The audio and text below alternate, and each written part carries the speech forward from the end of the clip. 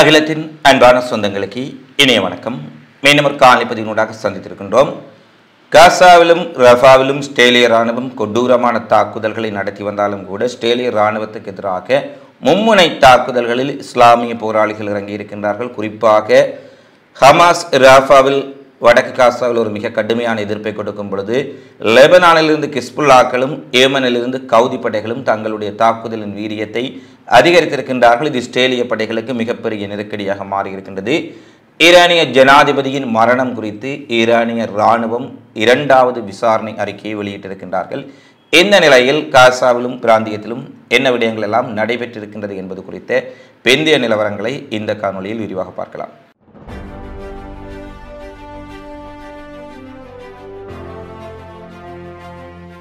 ஏற்கனவே நாங்கள் குறிப்பிட்டோம், ஜபாலியா பகுதியில் குறிப்பாக பொதுமக்கள் அதிக அளவில் வாழக்கூடிய பகுதி, இஸ்ரேலினுடைய அட்டூழியங்கள் காரணமாக ஆங்காங்கே இடம்பெயர்ந்த பாலஸ்தீனர்களுக்கென கட்டப்பட்ட ஜபாலியா அகதிகள் முகாமில் ஆயிரக்கணக்கான குடியிருப்புகளில் மக்கள் வசித்து வந்த நிலையில் அங்கு ஒரு மிகப்பெரிய ஒரு கொடூரமான அழிப்பை நிர்மூலமாக்கி மக்களுடைய வீடுகளை தரைமட்டமாக்கும் வேலையை இஸ்ரேலிய இராணுவம் செய்து கொண்டிருக்கின்றார்கள் என்பதை அங்கு சென்ற மக்கள் தெரிவித்த கருத்துக்களை நேற்று வெளியிட்டிருந்தோம்.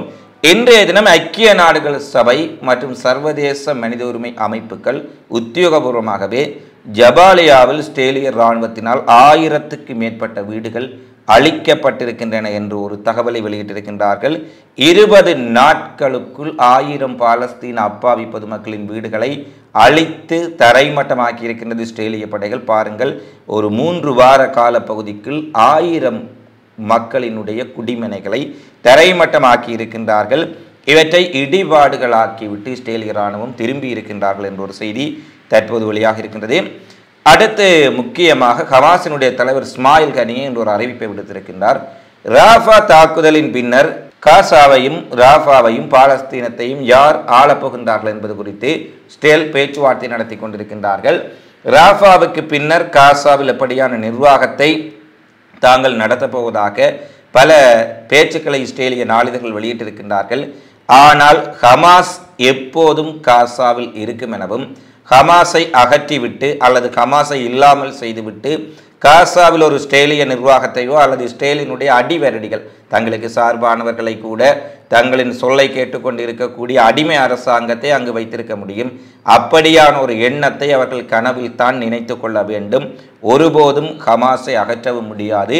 பாலஸ்தீன மக்கள் அதற்கு அனுமதிக்க மாட்டார்கள். எங்களுடைய போராளிகள் ராஃபாவையும் காசாவையும் பாதுகாப்பதற்காக தயார் நிலையில் இருக்கின்றார்கள் என்ற ஒரு கருத்தை இஸ்மாயில் கனியை வெளியிட்டிருக்கின்றார். ஏனெனில் ஹமாஸை முற்றாக அகற்றிவிட்டு காசாவில் அடுத்து எப்படியான ஒரு நிர்வாகத்தை கொண்டு வரப்போகின்றோம் என நேற்று முன்தினம் இஸ்ரேலிய போர் அமைச்சரவையில் மிக தீவிரமான பேச்சுவார்த்தைகள் நடைபெற்றன.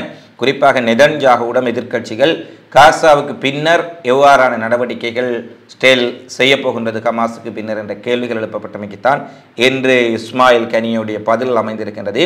அவருடைய பதிலுக்கு ஏற்றாற் போல நேற்றைய தினம் ராஃபாவுக்குள் மிக கடுமையான எதிர்த்தாக்குதலை ஹமாஸ் மேற்கொண்டிருக்கின்றார்கள். குறிப்பாக அல்கசாம் படைப்பிரிவு நேற்று ஒரு இஸ்ரேலிய இராணுவத்தின் அப்பாச்சி ஹெலிகாப்டரை சுட்டு வீழ்த்தியிருந்தார்கள். 5 மெர்காவா டேங்கிகள் 48 மணி நேரத்தில் நிர்மூலமாக்கப்பட்டிருக்கின்றன. கவச வாகனங்கள், இராணுவ ட்ரக்குகள் அளிக்கப்பட்டிருக்கின்றன.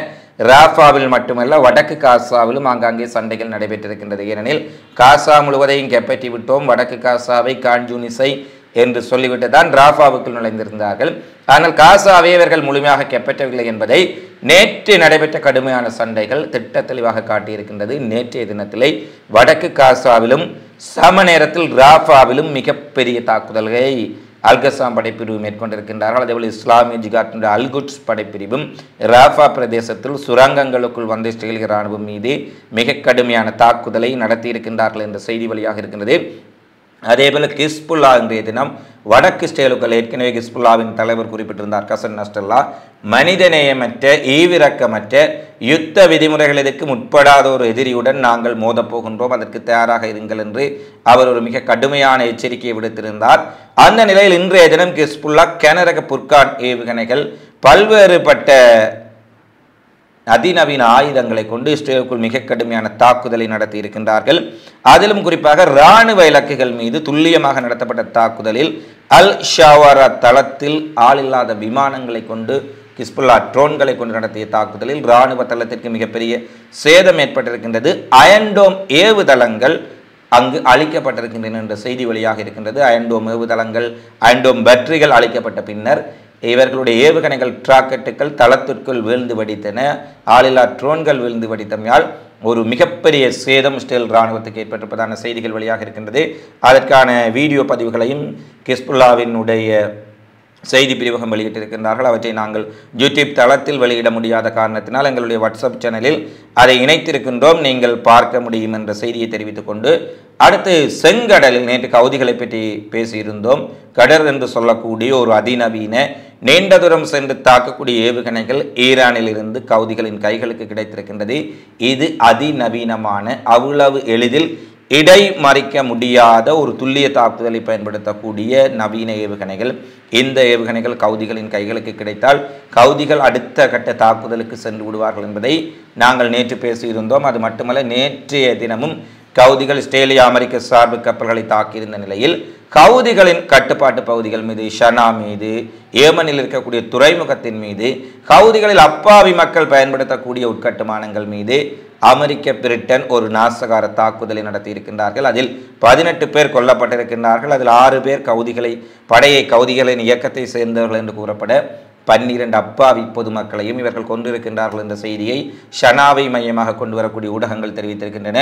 ஒருபுறம் இஸ்ரேல் காசாவிலும், ராஃபாவிலும், சிரியாவிலும், லெபனானிலும் அப்பாவி பொதுமக்களை கொன்று குவித்து வரக்கூடிய சூழ்நிலையில் இன்னொரு புறத்தில் ஏமனுக்குள்ளும் தற்பொழுது தங்களுடைய கொலைவெறி ஆட்டத்தை அமெரிக்கா, பிரிட்டன் ஆக்கிரமிப்பு படைகள் ஆரம்பித்திருக்கின்றார்கள் என்பதை நாங்கள் இங்கு பார்க்க வேண்டும். கவுதிகளை செங்கடலிலோ, மத்திய திரைக்கடலிலோ, ஏன் இந்து சமுத்திர பிராந்தியம் வரை வந்து தாக்கக்கூடிய கவுதிகளை நேருக்கு நேர் எதிர்க்க முடியாத அமெரிக்க, பிரிட்டன் கப்பல் படைகள், விமானப்படைகள் ஷனாவில் அப்பாவி மக்கள் மீது தாக்குதலை நடத்தி அங்கே 8 பொதுமக்களை கொலை செய்திருக்கின்றார்கள் என்ற விடயமும் இங்கே வெளியாக இருக்கின்றன. இந்த நிலையில் செங்கடலில் அமெரிக்க போர்க்கப்பல் மீது இன்று ஒரு ஏவுகணை தாக்குதலை கவுதிகள் நடத்தி இருக்கின்றார்கள் என்பதை கவுதிகளுடைய செய்தி தொடர்பாளரை வெளியிட்டிருக்கின்றார். ஐஷன் கோவர் விமானம் தாங்கி கப்பலை குறிவைத்து கவுதிகள் இந்த தாக்குதலை நடத்தியதாகவும், இந்த தாக்குதலில் அமெரிக்க போர்க்கப்பல் சேதமடைந்திருக்கின்றது என்ற செய்தியை கவுதிகள் வெளியிட்டிருக்கின்றார்கள். கவுதிகள் இந்த செய்திகளை வெளியிட்டு 2 மணி நேரத்துக்கு மேல் நாங்கள் இந்த காணொலியை பதிவு செய்யும் வரை கடந்து விட்டது. ஆனால் அமெரிக்கா இன்னமும் எப்போதும் கவுதிகள் தாக்குதல் நடத்தினால் கவுதிகளுடைய பாலிஸ்டிக் மிசைல்களை, ஏவுகணைகளை இடைமறித்து விட்டோம், ட்ரோன்களை இடைமறித்து விட்டோம் என்றெல்லாம் கூறும் அமெரிக்காவின் பென்டகன் இதுவரை அமெரிக்க போர்க்கப்பல் மீது ஏவப்பட்ட ஏவுகணைகளை இடைமறித்து அழித்திருக்கின்றோம் என்ற எந்த ஒரு செய்திகளையும் வெளியிடாமையானது அமெரிக்க போர்க்கப்பலுக்கும் சேதம் ஏற்பட்டிருக்கின்றதா என்ற கவுதிகளின் உடைய அறிக்கையை உறுதிப்படுத்துவதாக இருக்கின்றது. இருந்தபோதிலும் சுயாதீன ஊடகங்கள் செய்திகளை வெளியிட்ட பின்னரே தான் அமெரிக்க போர்க்கப்பலுக்கு ஏற்பட்ட சேதங்கள், கவுதிகளுடைய தாக்குதலின் விளைவுகள் என்பவற்றை நாங்கள் அறிந்து கொள்ள முடியும் என்பதை நாங்கள் இங்கே தெரியப்படுத்துகின்றோம். அடுத்து மறைந்திருக்கக்கூடிய ஈரானியுடைய முன்னாள் ஜனாதிபதி இப்ராஹிம் ரைசியின் உடைய மறைவுக்கு ஐக்கிய நாடுகள் பொதுச்சபையிலே அஞ்சலி செலுத்தப்பட்டிருக்கின்றது. ஏற்கனவே ஐநா பாதுகாப்பு சபையில் அஞ்சலி செலுத்தப்பட்டது. இன்று ஐநா பொதுச்சபையில் ஐக்கிய நாடுகள் பொதுச்சபையினுடைய பொதுச் செயலாளர் அன்டோனியோ குட்ரஸ், முக்கியஸ்தர்கள், பல நாடுகளின் அரசு தலைவர்கள் அந்த அஞ்சலி நிகழ்வில் பங்காற்றியிருந்தார்கள். மொசாம்பிக் உட்பட பல நாடுகளினுடைய பிரதிநிதிகள் அங்கு இப்ராஹிம் ரைசியின் மரணம் தொடர்பாக தங்களுடைய இரங்கலை தெரிவித்திருந்தார்கள். ஆனால் அமெரிக்காவினுடைய பிரதிநிதி ரைஸுக்கு அஞ்சலி செலுத்துவதாக ஐநாவில் அறிவிப்பு வெளியானதும் வெளியேறி சென்றிருக்கின்றார்கள் என்ற ஒரு விடயம் வெளியாக இருக்கிறது.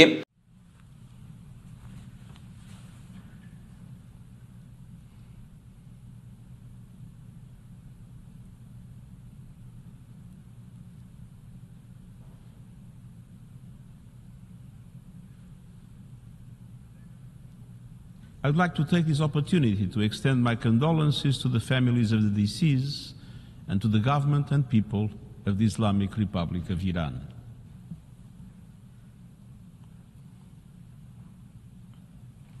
ஒரு இறந்த ஒரு மனிதனுக்கு அஞ்சலி செலுத்தக்கூடிய விடயம் அது எதிரியாக இருந்தாலும் சாதாரணமான ஒரு மனிதத்தன்மையான மனித பண்பாக இருக்கின்ற நேரத்திலே இறந்திருக்கக்கூடிய ஒருவருக்கு அஞ்சலி செலுத்தும் நிகழ்வில் கூட தாங்கள் வெளியேறி இருப்பதன் ஊடாக அமெரிக்கா எவ்வளவு தூரம் ஓர வஞ்சனையோடு அல்லது அவர்கள் எப்படியான பண்போடு செயற்படுகின்றார்கள் என்பதை ஐநா சபையில் காட்டியிருக்கின்றார்கள். இத்தனை குழந்தைகளையும் பெண்களையும் அப்பாவி பொதுமக்கள் 36,000 பேரை கொலை செய்திருக்கக்கூடிய ஸ்டேலுடன் கையிலாக கொடுத்து கொண்டு ஸ்டேலுடன் ஒட்டி உறவாடக்கூடிய அமெரிக்கா ஈரானிய ஜனாதிபதியின் மரணத்திற்கு ஒரு நிமிட அஞ்சலி செலுத்தும் போது வெளியேறியிருக்கின்றார்கள் என்ற விடயத்தை ஐநா சபையினுடைய செய்திகளை வெளியிட்டிருக்கின்றார்கள். அடுத்து இப்ராஹிம் ரைசியின் மரணம் தொடர்பாக ஈரானிய அதி உயர் இராணுவ பிரிவான புரட்சிகர காவல் படை தொடர் விசாரணைகளை மேற்கொண்டிருக்கின்றார்கள் என்பதை நாங்கள் தெரிவித்திருந்தோம். அந்த மலைப்பகுதியில் கைப்பற்றப்பட்டிருக்கக்கூடிய ஹெலிகாப்டரினுடைய தடயங்கள், இஸ்பஹான் அருகில் கைப்பற்றப்பட்ட ஏனைய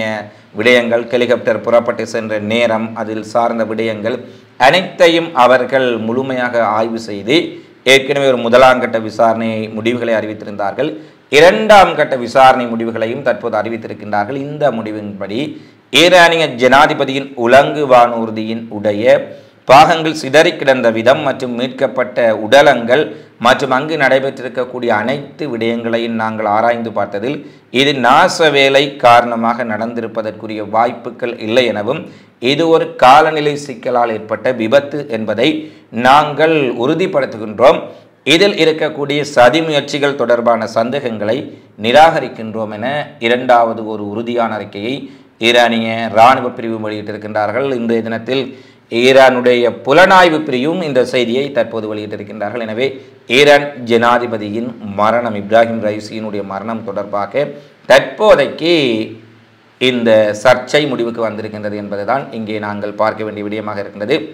இந்த நிலையில் ஈரான் ஜனாதிபதியின் அடுத்த ஜூன் 18ஆம் தேதி தேர்தலுக்கு அழைப்பு விடுக்கப்பட்ட சூழ்நிலையில் அதற்கான தேர்தல் வேட்புமனு தாக்கல் செய்யும் நடவடிக்கைகள் ஆரம்பிக்கப்பட்டிருப்பதாகவும் பலர் தங்களுடைய வேட்புமனுவை தாக்கல் செய்ய தொடங்கி இருக்கின்றார்கள் என்ற செய்தியும் தற்போது வெளியாக இருக்கின்றது. அடுத்து பிரான்சில் இருக்கக்கூடிய ஒரு தொலைக்காட்சி நிறுவனம் இனப்படுகொலையாளி பெஞ்சமின் நெதன்யாகு அவனுடைய பேட்டியை ஒளிபரப்பு செய்தமைக்காக நூற்றுக்கணக்கான மக்கள் திரண்டு அந்த ஊடக அலுவலகத்துக்கு முன்பாக கண்டித்து ஒரு மிகப்பெரிய ஆர்ப்பாட்டத்தை நடத்தியிருக்கின்றார்கள். இனப்படுகொலையாளியை வரவேற்காதே, இனப்படுகொலையாளியின் பேட்டிகளை ஒளிபரப்பாதே, இனப்படுகொலையாளியை ஊக்குவிக்காதே, பாலஸ்தீன மக்களின் இரத்த கரை படிந்திருக்கக்கூடிய கொலைகாரனை முன்னிலைப்படுத்தாதே என பல கோஷங்களை எழுப்பி ஒரு மிகப்பெரிய ஆர்ப்பாட்டத்தை நடத்தியிருக்கின்றார்கள். நீங்கள் பார்க்கும் பொழுது அந்த தொலைக்காட்சி நிறுவனத்தினுடைய அலுவலகம் இருக்கின்றது. நீங்கள் பாருங்கள், அந்த அலுவலகத்துக்கு முன்பால் எவ்வளவு மக்கள் ஆக்ரோஷமாக திரண்டிருக்கின்றார்கள். அவர்கள் அந்த ஊடக அலுவலகத்தை நெருங்க முடியாத அளவுக்கு அந்த ஊடக நிறுவனத்துக்கு போலீஸ் பாதுகாப்பு போடப்பட்டு பாதுகாப்பு கொடுக்கப்பட்டது. இருந்த போதிலும் அந்த தொலைக்காட்சி அலுவலகத்தினுடைய வாசல் வரை, அதாவது போலீஸ் தடுப்பு எல்லை வரை சென்று மக்கள் ஒரு மிகப்பெரிய எதிர்ப்பை வெளிப்படுத்தி இருக்கின்றார்கள். இது பிரான்சில் நடைபெற்றிருக்கக்கூடிய மிக முக்கியமான ஒரு போராட்டமாக பார்க்கப்படுகின்றது. அடுத்து பாலஸ்தீன அரசை தாம் அங்கீகரிப்பதாக ஸ்லோவானியா அறிவித்திருப்பதான செய்திகளும் வெளியாக இருக்கின்றது. ஏற்கனவே பாலஸ்தீன அரசை அங்கீகரிப்பதற்காக நேட்டோ நாடான ஸ்பெயின், நோர்வே, பெல்ஜியம் போன்ற பல நாடுகள் தங்களுடைய பாலஸ்தீனத்திற்கான ஆதரவை வெளிப்படுத்தியிருந்தார்கள். நேற்றைய தினம் பீஜிங்கில் சீனாவினுடைய அதிபர் ஜி ஜின்பிங் அரபு நாடுகளின் தலைவர்கள், பெரும்பாலான அரபு நாடுகளின் தலைவர்களை அழைத்து மீண்டும் பாலஸ்தீன நாட்டை உருவாக்குவதற்கு அனைவரும் ஒன்றிணைந்து செயற்பட வேண்டும், பாலஸ்தீனம் அமைக்கப்படுவது ஒன்றே இந்த பிரச்சினைக்கு தீர்வென உறுதியான அறிவிப்பை வெளியிட்டிருந்தார். அரபு நாடுகளின் தலைவர்களுடன் முக்கியமான சந்திப்பை நடத்தியதுடன் பாலஸ்தீன நாட்டை அமைப்பதற்கு சீனா முழுமையான ஆதரவை வழங்கும் என்ற செய்திகளையும் வெளியிட்டிருந்தார். ஏற்கனவே சீனா, ரஷ்யா போன்ற நாடுகள் ஆதரவளித்திருக்கும் சூழ்நிலையில், ஏற்கனவே ஸ்பெயின், நோர்வே, பெல்ஜியம் போன்ற நாடுகளும் ஆதரவளித்திருக்கும் சூழ்நிலையில் நேட்டோ நாடாகிய ஸ்லோவானியாவும் தன்னுடைய அறிவிப்பை வெளியிட்டிருக்கின்றார்கள். இதுக்கு ஸ்டேல் வளமை போன்று தங்களுடைய கண்டனங்களை வெளிப்படுத்தி இருக்கின்றார்கள். அவர்களுக்கு கண்டனம் வெளியிடுவதுதான் ஸ்டேலுக்கு முழுமையான வேலையை, தங்களுடைய தவறை தட்டி யார் கேட்டாலும் அவர்கள் மீது கண்டனத்தை வெளியிடுவதுதான் ஸ்டேல் அமைச்சர்களுடைய, ஸ்டேலுடைய வெளிவிவகாரத்துறை அமைச்சர்களுடைய, ஐநா பிரதிநிதிகள் அனைவருக்கும் யாரெல்லாம் நியாயத்தை தட்டி கேட்கின்றார்களோ அவர்களுக்கு பெரிய கண்டனத்தை வெளியிடுவதே முழு நேர வேலையாக இருக்கின்றது. ஸ்லோவானியாவுக்கும் ஒரு மிகப்பெரிய கண்டனத்தை ஸ்டேலினுடைய வெளிவிவகாரத்துறை அமைச்சர் விடுத்திருக்கின்றார் என்ற செய்திகளும் இன்றைய நாளில் வெளியாக இருக்கின்றது. எனவே ராஃபாவுக்குள் ஸ்டேல் தாக்குதலை ஆரம்பித்திருக்கும் இந்த சூழ்நிலையில் ஹமாஸ் மட்டுமல்ல, ஹிஸ்புல்லாவின் கவுதிகளும் மிகப்பெரிய அளவில் தாக்குதலை தீவிரப்படுத்தி இருக்கின்றார்கள். அரபுலக நாடுகள், நேற்றைய தினம் குறிப்பிட்டிருந்தோம், துருக்கி, எகிப்து போன்ற நாடுகளினுடைய தலைவர்கள் எல்லாம் ஆக்ரோஷமாக பேசிக் கொண்டிருக்கின்றார்கள். ஆனால் அவர்களுடைய இராணுவ பலம் எந்த அளவுக்கு இருக்கின்றது, ஸ்டேலினுடைய இராணுவ பலம் எந்த அளவுக்கு இருக்கின்றது, அவர்களுடைய இராணுவத்தில் எத்தனை லட்சம் பேர் இருக்கின்றார்கள், அப்படியானால் அவர்களுடைய இராணுவம் இன்னமுமே பாலஸ்தீன மக்களுக்காக களமிறங்கவில்லை என்ற கேள்விகள் எழுப்பியிருந்தோம். ஆனால் இத்தனை அரபுலக நாடுகள் எல்லாம் பார்த்து கொண்டிருக்க மிகச்சிறிய நாடுகளான லெபனான், ஏமனில் இருந்து ஹவுதிகளும் ஹிஸ்புல்லாவும் மிக கடுமையான ஒரு பதிலடி தாக்குதலை இஸ்ரேலுக்கு நடத்தி அவர்களுக்கு மிகப்பெரிய நெருக்கடி ஏற்படுத்தி கொண்டிருக்கின்றார்கள். இந்த நிலையில் ராஃபா மீதான தாக்குதலில் இஸ்ரேல் நேரடியாக இஸ்லாமிய அமைப்புகளை, போராளிகளை எதிர்கொள்ள முடியாமல் அப்பாவி மக்கள் மீதான தாக்குதலை மீண்டும் அதிகப்படுத்தி இருக்கின்றார்கள். வடக்கு காசாவிலும் பல மருத்துவமனைகள், குடியிருப்புகள் மீது இன்றைய தினமும் தாக்குதல் நடத்தி இருக்கின்றார்கள். பலர் உயிரிழந்திருக்கின்றார்கள் என்ற தீரமான செய்திகளும் பதிவாக இருக்கின்றன. இந்த நிலையில் ராஃபாவிலும் காசாவிலும் பிராந்தியத்திலும் உலகிலும் என்ன விடயங்கள் எல்லாம் நடைபெறப் போகின்றது என்பதை அறிந்து கொள்ள அகிலம் சேனலை சப்ஸ்கிரைப் செய்து கொள்ளுங்கள். இந்த காணொளி பதிவு தொடர்பிலான உங்களது மதிப்பான கருத்துக்களை தவறாமல் கொமெண்ட்ஸில் பதிவிடுங்கள் என கேட்டுக்கொண்டு மீண்டும் ஒரு காணொளி பதிவில் உங்களை சந்திக்கும் வரை உங்களிடமிருந்து விடைபெறும் நான் உங்கள் அன்பின் சந்துரு. வணக்கம்.